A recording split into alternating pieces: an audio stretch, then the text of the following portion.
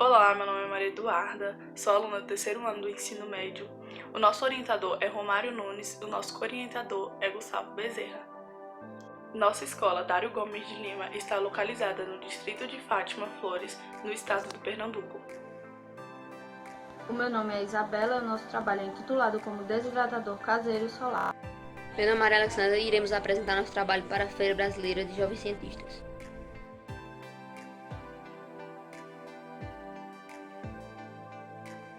Surgiu a necessidade de buscar métodos que melhorem o tempo de vida útil das frutas e evitar assim a perda destes alimentos.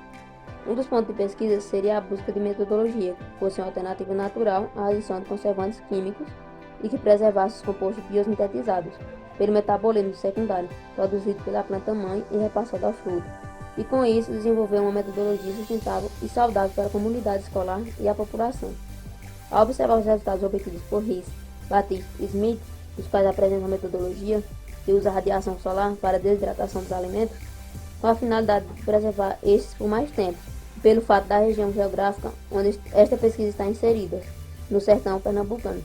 Essa metodologia descrita por os citados autores apresenta grande potencial nesta área.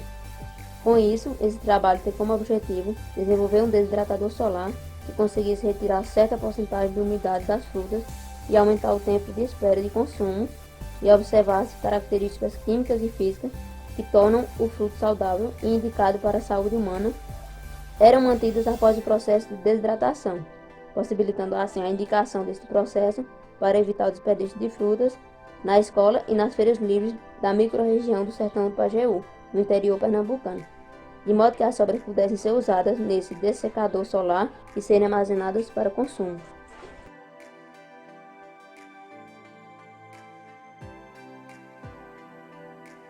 O desidratador solar foi obtido usando como materiais madeira prensada, vidro e tela de metal. O mesmo tem orifícios que possibilitava a entrada e saída de ar. Na parte interna terá um termômetro tipo analógico e terá as seguintes especificações. Figura 1. Especificações do desidratador solar proposto. Serão usados no estudo frutos maduros adquiridos na escola e nas feiras livres do local do distrito de Fátima Flores, Pernambuco. As frutas passarão por uma desinfectação com solução comercial de hipoclorito de sódio, conforme indica Moraes, antes de passarem para o desidratador. Para análise físico-química, foi utilizada para a metodologia adaptada descrita por Moraes, da qual de início foi cortada as frutas em 6 fatias, denominadas amostra de 1, 2, 3 até o número 6. Cada fatia foi previamente medida a massa para posterior cálculo de porcentagem de desidratação calculada por meio da diferença entre as massas inicial e final de cada amostra. Durante o processo de desidratação, a massa das amostras foi medida 2 vezes ao dia, contando o período de exposição ao sol de 4 horas para cada medida de massa, de modo a se obter gráfico de porcentagem de desidratação por horas de processo até a estabilidade. As amostras antes e após o processo de desidratação passaram por análise de teor de açúcares solúveis, obtido por refratômetro analógico portátil, da qual se teve como branco água destilada com condutividade elétrica de 8 US-centímetros. O potencial hidrogênico foi medido com papel indicador e pHômetro de bancada nas amostras inicial e final, de modo a avaliar se haveria alterações no pH. Foi proposto a utilização de testes fitoquímicos, seguindo metodologia descrita por Barbosa e Cavalcante, para avaliar a presença de metabólicos secundários nas amostras e se estes permaneceriam após o processo de desidratação.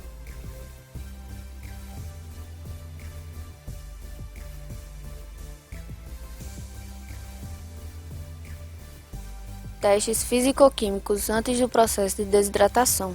As análises físico-químicas iniciais antes do processo de desidratação apresentaram os seguintes resultados, como destacados na tabela 1. Observa-se que os resultados do potencial hidrogênico das frutas, da qual foi medida com papel indicador e em pH metro digital de bancada, teve resultados próximos dos demonstrados por Axé e Ribeiro. Os teores de sólidos solúveis para cada fruta também ficaram dentro do relatado. A triagem fitoquímica proposta, em decorrência da indisponibilidade de reagentes, só foi realizado os testes para a presença de alcaloides e saponinas. Os testes tiveram como branco água destilada e para alcaloides apresentaram os seguintes resultados, como mostrado na figura 2. Os resultados deram indicativo da presença de alcaloides para as 3 amostras de frutas colocadas em análise, em decorrência da formação de precipitado de coloração vermelho tijolo nas amostras e em contato com o reagente, como demonstra Cavalcante e Barbosa. O teste do branco também comprovam o resultado positivo, como mostrado na figura 3. Os testes do branco demonstram que o reagente ele não reage com o solvente utilizado nos extratos e, sendo assim, a formação de precipitado vermelho é indicativo da presença de alcaloide nas amostras analisadas. Os testes para a presença de saponina apresentou resultado positivo apenas para a amostra de abacaxi, como pode ser visto na figura 4.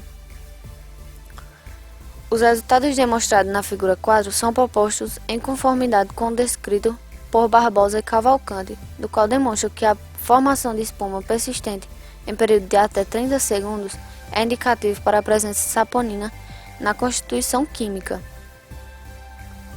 Desidratação média por tempo de exposição à radiação solar. O desidratador solar apresentou resultados satisfatórios que se enquadra dentro dos padrões recomendados pela Anvisa para frutas desidratadas atingindo um valor superior a 75% de desidratação, que é o valor mínimo recomendado para se considerar uma fruta desidratada, como mostrado na figura 5.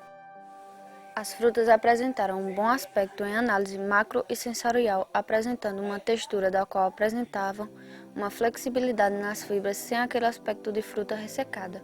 Os resultados numéricos obtidos serão demonstrados em gráfico de dispersão para cada amostra de frutas usadas, sendo os resultados demonstrados em gráfico 1, gráfico 2 e gráfico 3. O gráfico 1 apresenta a porcentagem média de desidratação do abacaxi em um período de exposição à radiação solar e por meio deste é possível visualizar que as amostras de abacaxi atingiram valores aceitáveis pela Anvisa para ser considerada como fruta desidratada, já com 16 horas de exposição.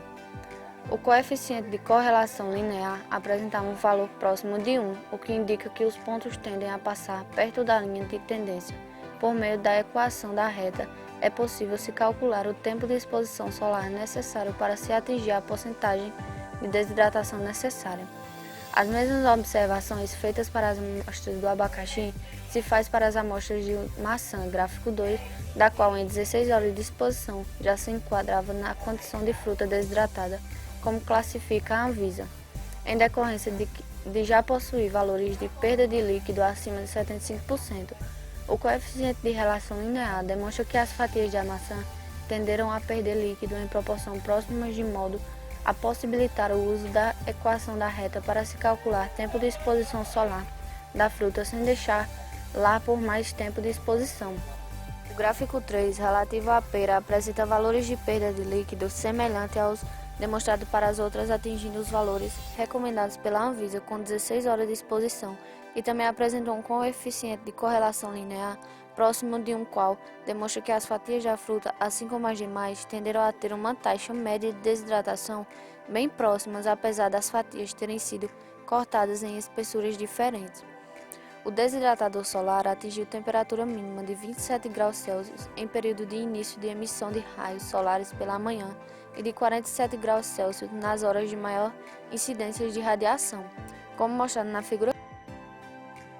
Cabe destacar que no período de realização se encontrava a região do qual o experimento foi realizado em período de chuvas torrenciais e não foi possível, por conta dos dias nublados, atingir um potencial máximo de radiação solar. No entanto, o desidratador mostrou eficiente mesmo em condições climáticas desfavoráveis. Os testes físico e químicos após o processo de desidratação necessitam de simular as condições de hidratação natural das frutas, calculado por meio dos resultados obtidos. No entanto, observa-se que os resultados obtidos para teor de sólidos solúveis e pH apresentaram valores que indicam que os mesmos sofreram uma hidratação artificial acima das condições normais, como pode ser visto na tabela 2, em comparação com os valores da tabela 1. Valores dos sólidos solúveis totais demonstrados na tabela 2 sofreram influências do processo de hidratação artificial para a obtenção do extrato aquoso líquido para a medição do Brix no refratômetro. No entanto, os valores são próximos dos demonstrados na tabela 1.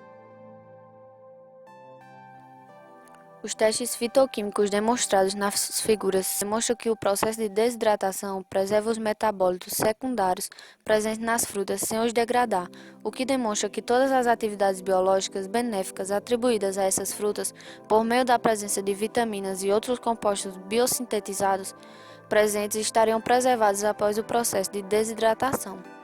A preservação de compostos nitrogenados na composição do abacaxi dá indício que outros compostos descritos para estas frutas, tais como ácidos cinâmicos e derivados, do qual apresentam um grande potencial antioxidante e farmacológico, estão mantidos após o processo de desidratação sofrido pela fruta. Como hipótese levantado para o abacaxi, levando para a maçã, da qual manteve o resultado positivo para compostos nitrogenados, infere-se que os compostos da qual apresenta diversas funções benéficas estariam preservadas sem serem degradadas pelo processo de extração de líquido via radiação solar. Para a pera, da qual obteve resultados preservados para a presença de compostos nitrogenados, se levanta a mesma hipótese levantada para as demais frutas citadas nessa discussão.